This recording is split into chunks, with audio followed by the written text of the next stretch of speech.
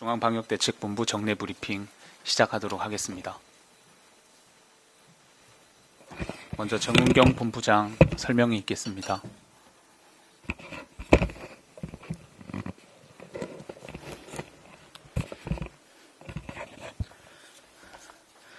코로나 바이러스 감염증 19 국내 발생 현황을 말씀드리겠습니다. 6월 6일 현재 신규 확진자가 51명 발생하여 총 누적 확진자 수는 11,719명입니다. 신규로 격리 해제는 25명이었으며 현재까지 89.9%가 격리 해제되어 지금은 915명이 격리 중에 있습니다. 어제 추가 사망자는 없으셨습니다. 어제 신규로 확인된 51명 중에서는 8명이 해외 유입이었고 43명이 지역사회 발생이었습니다. 먼저 해외 유입 사례 8명의 추정 유입 국가는 미주 지역이 5명, 아랍에미레이트 2명, 파키스탄 1명이었습니다. 6월 16일 12시 기준으로 국내의 주요 집단 발생 현황에 대해서 말씀드리겠습니다. 경기 부천시 쿠팡물류센터 집단 발생과 관련하여서는 전일 대비하여 6명이 증가하여 현재까지는 누적 확진자가 총 130명이 확인되었습니다. 수도권 개척교회 관련하여서는 전일 대비해서 4명이 추가로 확진되어 현재까지 총 80명이 확진되었으며 교회 관련자가 31명, 그리고 이들로 인한 접촉자가 49명이었습니다. 서울 관악구 소재 리치웨이 관련돼서 전일 대비하여 13명이 추가로 확진되어 현재까지 총 42명의 확진자가 발생했습니다. 5월 21일부터 6월 사이에 노출이 있었을 걸로 보고 있습니다. 5월 21일부터 6월 3일 사이에 관악구 시흥대로에 있는 석천빌딩 방문자께서는 증상 유무와 관계없이 진단검사를 받으실 것을 당부드립니다. 서울 양천구의 탁구클럽과 관련하여 17명의 신규 확진자가 확인되었으며 경기도 용인시의 큰나무교회 관련해서 13명의 신규 확진자가 확인되어 현재 감염 경로에 대한 파악과 접촉자에 대한 조사가 진행 중에 있습니다. 중앙방역대책본부는 최근 중소규모의 교회와 방문 판매 관련한 확진자의 발생이 증가하고 있어 위험 요소에 대한 주의를 당부드립니다. 확진자가 많이 발생한 교회에 대한 조사를 해본 결과 교회의 위치가 지하이거나 환기가 제대로 되지 않는 등 밀폐된 환경이었습니다. 또한 찬송, 식사 또는 다과 등 침방울, 비말이 많이 전파될 수 있는 그런 활동들이 많았습니다. 세 번째로는 마스크 착용, 손위생 등 생활방역 수칙도 잘 지켜지지 않았습니다. 종교시설의 경우는 밀집하여 대화를 하거나 찬송, 식사를 함께하는 등 비말로 인한 전파의 우려가 큰 소모임은 취소하거나 연기해 주시고 되도록이면 비대면으로 전환해 주시기를 요청드립니다. 부득이하게 현장 예배를 실시할 경우는 참여자 간의 거리 유지가 가능하도록 참여자의 규모를 줄이고 발열 및 의심 증상자는 확인하여 참석치 않도록 해주시고 손 씻기, 마스크 착용이 필요하며 식사를 제공하거나 침방울이 튀는 행위인 노래 부르기 등은 하지 말아 주실 것을 당부드립니다. 방문 판매 행사 관련한 조사 결과도 환기가 불량한 밀폐된 환경에서 다수의 방문자들이 밀집하게 모여 오랜 시간 노래, 음식 섭취 등의 행위가 이루어진 것으로 조사되었습니다. 이러한 밀폐된 공간에서 다수와 밀집되어 노래, 식사 등의 활동을 하는 곳에서는 감염 전파가 쉽게 일어나기 때문에 이러한 관련 행동을 자제해 주실 것을 요청드립니다. 중앙방역대책본부는 최근 감염 경로가 파악되지 않은 산발적인 환자로 인한 유행이 지속되고 있으며 특히 최근에는 65세 이상의 고령자의 비율이 늘어나면서 중증 환자가 증가하고 있어 우려되고 있는 상황입니다. 5월 이후에 확진자 중에 1명이 사망하셨고 위중한 환자가 2분 계시고 중증 환자가 6명이 추가로 발생하였습니다. 특히 65세 이상 어르신은 손 씻기, 마스크 착용 등 생활방역 수칙을 철저히 준수해 주시고 동호회, 종교 소모임 등 환기가 안 되는 밀폐된 공간에서의 모임을 자제해 주시기 바랍니다. 사람이 많이 모이는 장소를 방문하지 말아 주시고 부득이하게 방문하실 경우에는 반드시 마스크를 착용해 주실 것을 요청을 드립니다. 오늘은 주말이자 현충일이고 내일은 또 많은 종교 행사가 전국에서 진행될 것으로 알고 있습니다. 종교 지도자분들께서 그간에 많은 노력과 협조를 해주신 데 감사드립니다. 내일도 이러한 방역 수칙이 철저히 준수될 수 있도록 종교 행사를 진행해 주시기를 당부를 드립니다. 최근에 참여자 간의 거리 유지가 어려운 소규모 교회는 밀폐된 환기가 어려운 장소에서 많은 그런 식사 등의 그런 행동으로 자칫 집단 감염으로 이어질 수 있는 위험이 큽니다. 경각심을 가지고 비대면 행사로 전환을 해주시기를 부탁을 드립니다. 특히 고령의 어르신들, 만성질환자들, 임신부와 같은 고위험군들은 비대면 또는 방송 온라인으로 종교 행사를 참여해 주실 것을 강력히 공고드립니다. 이렇게 종교시설에 대한 방역 강화 조치 요청을 드리는 이유는 건강한 젊은 층과는 달리 코로나 감염 시 기저질환의 악화로 심할 경우에는 사망까지 이어질 수 있는 그런 위험성이 높기 때문에 이런 고령자분들과 기저질환자들을 보호하기 위한 조치임을 이해해 주시길 바랍니다. 이번 주말도 종교활동에도 사회적 거리두기와 감염병 예방 수칙이 잘 실천될 수 있도록 모두 참여와 실천을 당부드립니다. 네, 지금부터 질의응답 시간 갖도록 하겠습니다. 역학조사가 진행 중인 내용과 통계 수치는 즉답이 어려울 수 있습니다. 위기소통팀을 통해서 답변 드리도록 하겠습니다. 출입기자단으로부터 받은 3가지 사전 질문 말씀드리겠습니다. 탁구장 관련된 질문이 2가지가 있어서 연결해서 질문 드리겠습니다. 사전 질의 첫 번째입니다.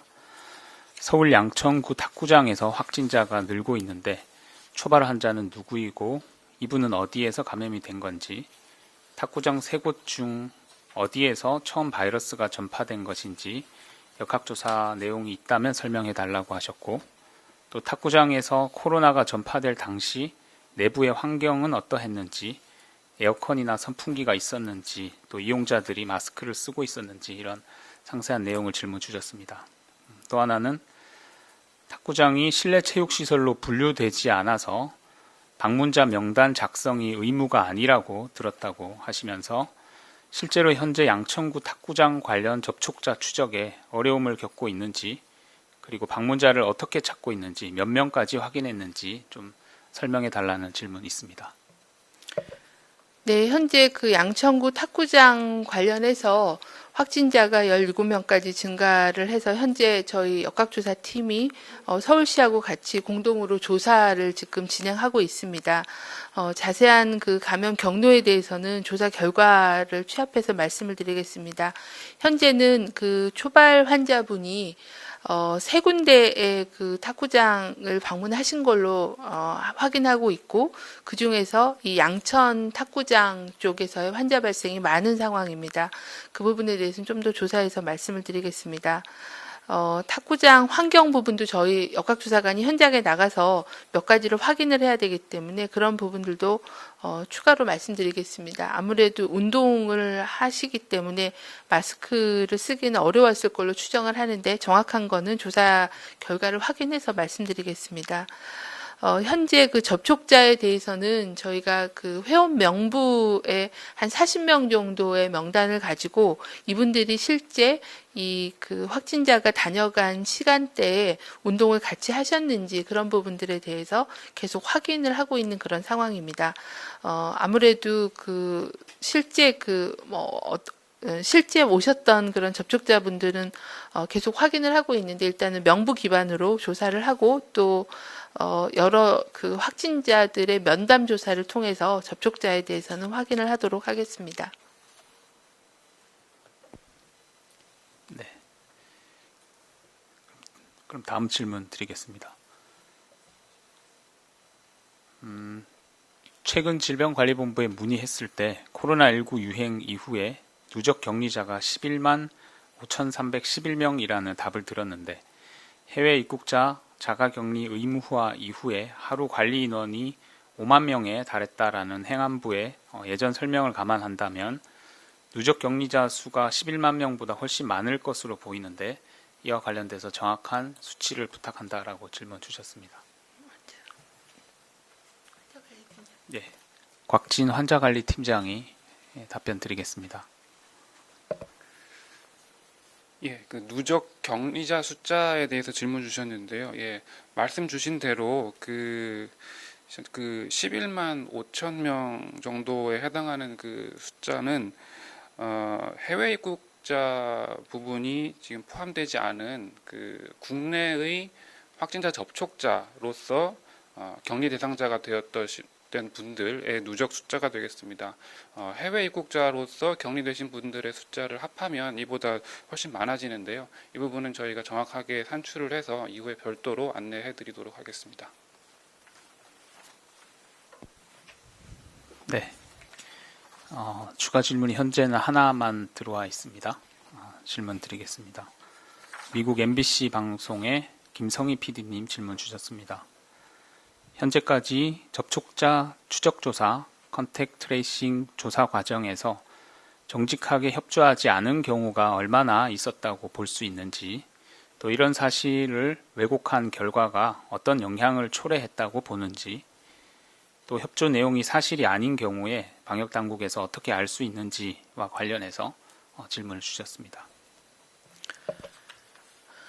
네, 이제 접촉자 조사 과정에서 정확한 그 사실을 얘기하지 않아서 아는 사례에 대해서 질문이 있으셨는데요. 현재 제가 기억하는 사례는, 최근 사례는 그 인천 세움학원의 학원 강사분하고, 그리고 또 최근에 개척교회에 방문하셨던 확진자 한 분, 두 분 정도가 이제 동선을 좀 달리 말씀하셨던 그런 사례가 있어서 그 부분에 대해서는 법 위반에 대해서 해당 지자체가 검토하고 있는 그런 상황입니다.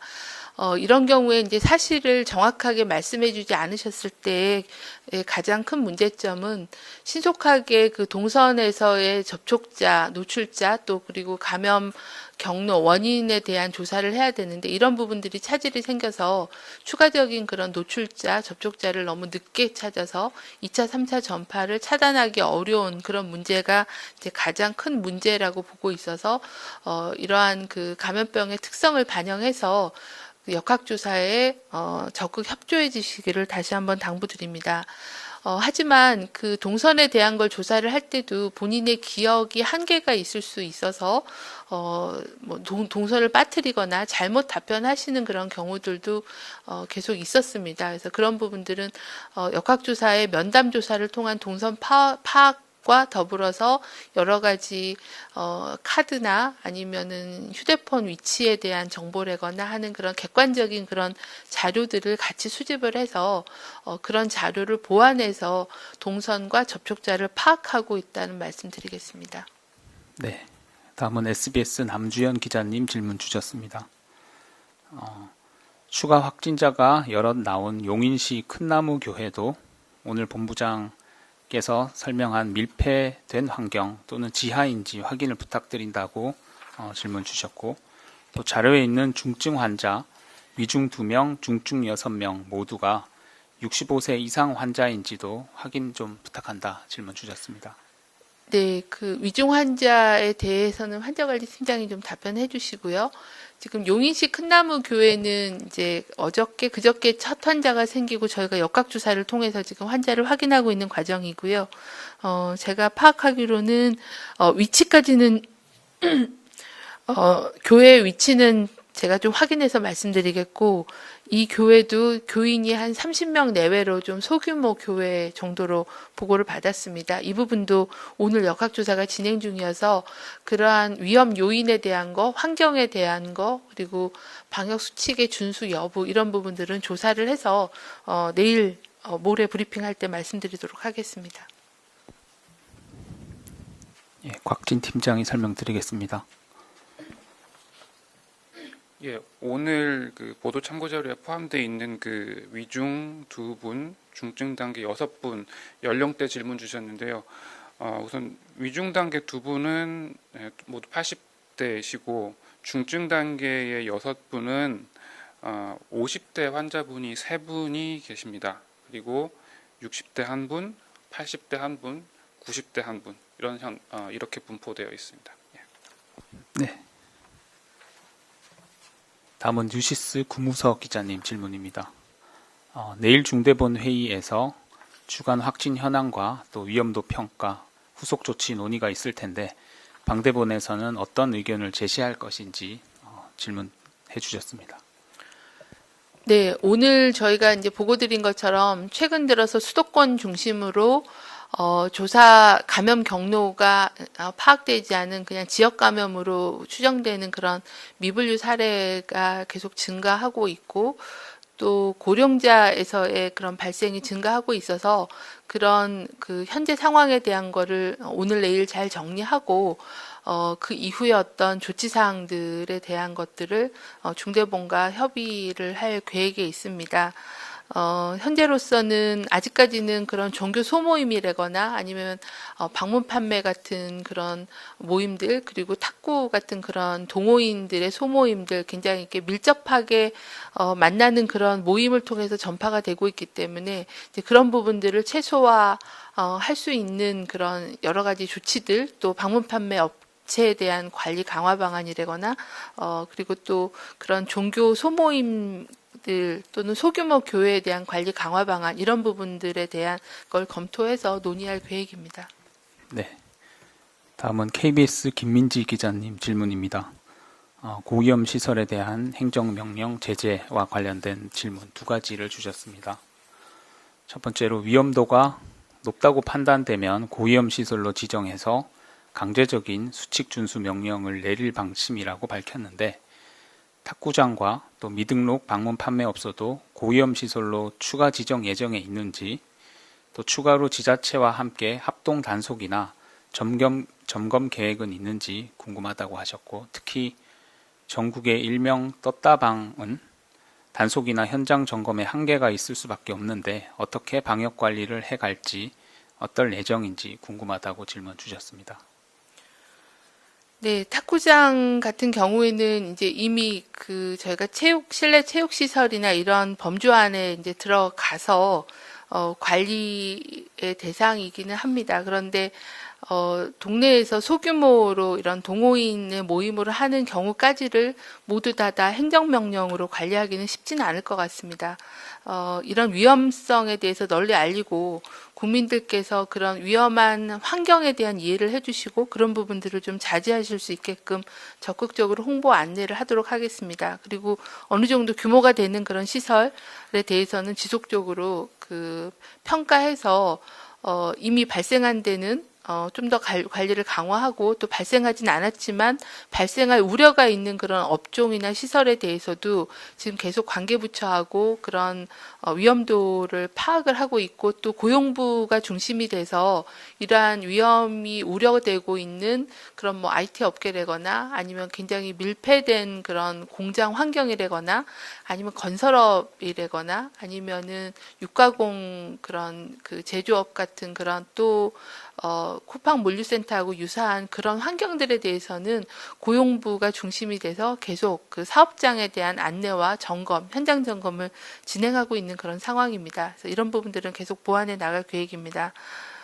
떴다방 관련해서는 아무래도 이게 그 제도권 안에서 관리되고 있지 않은 경우가 많기 때문에 관리가 쉽지는 않을 겁니다. 하지만 이제 지자체와 협력해서 관리 방안에 대한 것들을 모색을 해보겠고 제일 중요한 거는 국민들께서 이런 그 위험한 환경에 노출되지 않게끔 주의를 해주시고 이런 부분들을 참여를 안 해주시는 그런 국민들의 참여가 제일 중요하지 않을까 그렇게 생각을 합니다.